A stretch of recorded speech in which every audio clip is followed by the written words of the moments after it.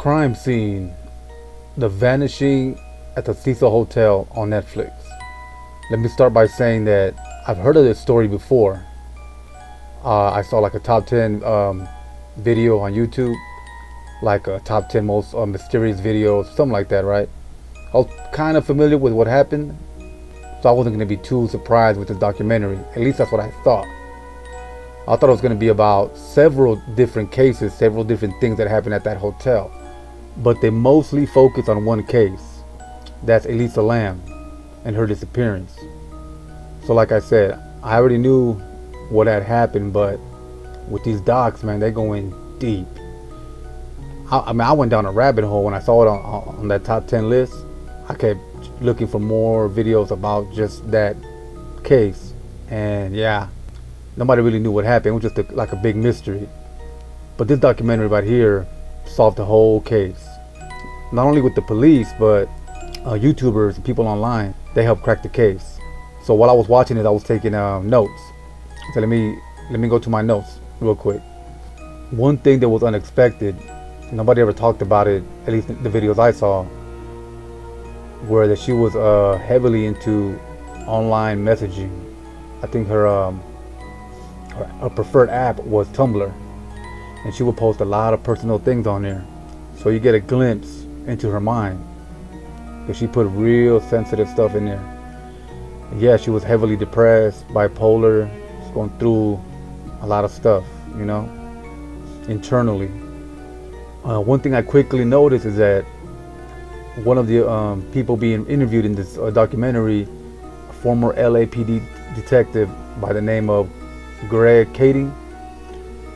I know of him because he was involved in the Tupac murder investigation, the whole death row thing in Las Vegas and all that. He was in on it, so I recognize him from that. Another interesting thing is that they actually give you a background, a whole history of the hotel, how it started. I think in 1919, it went down during the Depression, and after that it was just like a hotel for drug addicts and prostitutes and all kind of crazy people. It gives you a better sense of the environment that Elisa Lam found herself in, you know.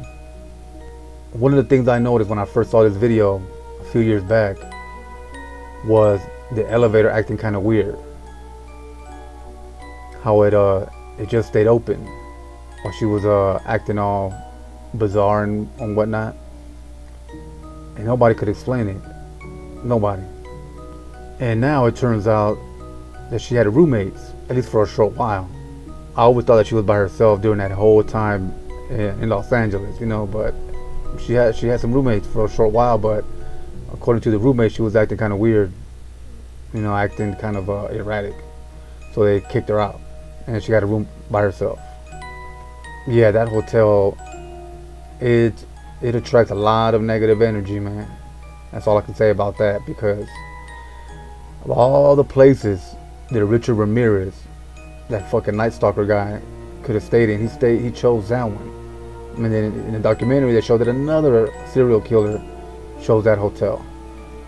I know that, I mean, I've been in LA, man. There's a lot of little seedy, little shitty hotels, little cheap hotels all over downtown LA. All over LA, even Hollywood has cheap ass little rooms you can rent. Oh man, one part in the documentary that made me feel real bad for the guests in the hotel is that they were drinking, bathing, and brushing their teeth with that water, that brown water, which is pretty much what would you call it? Like, I guess it's a corpse deteriorating. You know, like the skin falling apart from the corpse, and they're just drinking it. Oh man, I feel so fucking bad for them. Right in the middle of the documentary, I kept asking myself, why did she take her clothes off? You know, in the tank. I still believe she took the clothes off before going in, but according to the police or the coroner or whoever, she was taking her clothes off while inside the tank. I don't know. I don't think so. I think she took it off, threw it in the tank, and then dove in. So later down the line in the documentary, they actually reveal that she pressed one of the last buttons that she presses in the video It's one that says keep like door open, which means that if you press it, the elevator door will stay open for 2 minutes. And then that explains why the elevator door was open that whole time she was in there.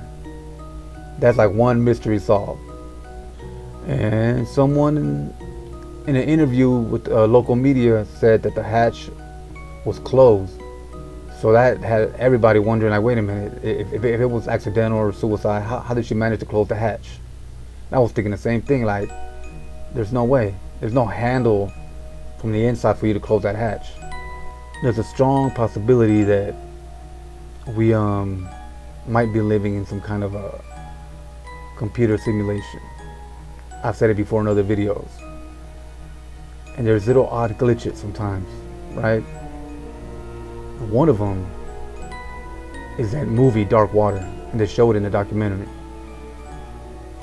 Like, what a coincidence. I mean, Jesus, it's almost, beat for beat what happened to her in the movie. That's weird, creepy, and no way it could be a coincidence. And the TB shot test named after her, or at least arranged. You have to rearrange or flip the words, but it's her name. Come on, man, that is fucking weird and creepy. And again, can't be a coincidence. Oh man, when it got to this part, I was waiting, just waiting for this part. Out of all the things they bring up in the doc, this is what I was waiting for. The drug test, the toxicology test, I think they call it. I swear, I thought they were gonna say, yeah, LSD, fucking shrooms, something. She took some kind of dope, because she looked like she was high as hell. Nope. Turns out, nothing. Actually, the opposite. Her medication, her prescribed medication, was low, and that is what made her start hallucinating, acting all crazy and weird. Because even her family said that it happened before. And that's another thing I don't understand. Why did her family let her go by herself on that trip, knowing she was on medication, knowing that she's stopped taking her pills before and started acting kind of weird and erratic? That don't make no sense to me.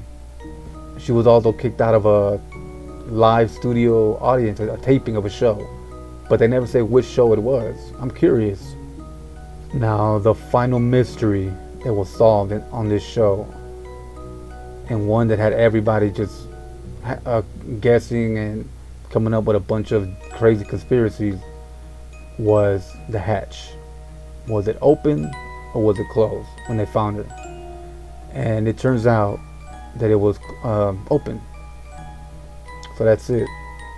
It was accidental.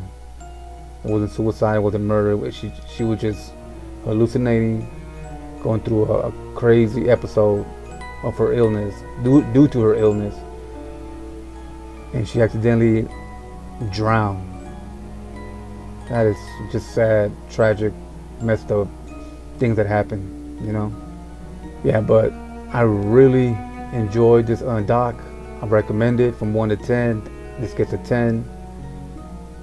Now, this is like deep investigating, real journalism from the YouTuber people and the police and whoever was in charge of creating this documentary. Which, by the way, I think Ron Howard's an executive producer. Shit, that alone right there makes it worthwhile, just to check it out. Yep, but that's it for this video. Stay safe out there. Make sure to subscribe, and I'll catch you on the next one. Thanks for watching. Check out one of my audiobooks, ebooks, paperbacks, or just donate to an app to support this channel. Link down below.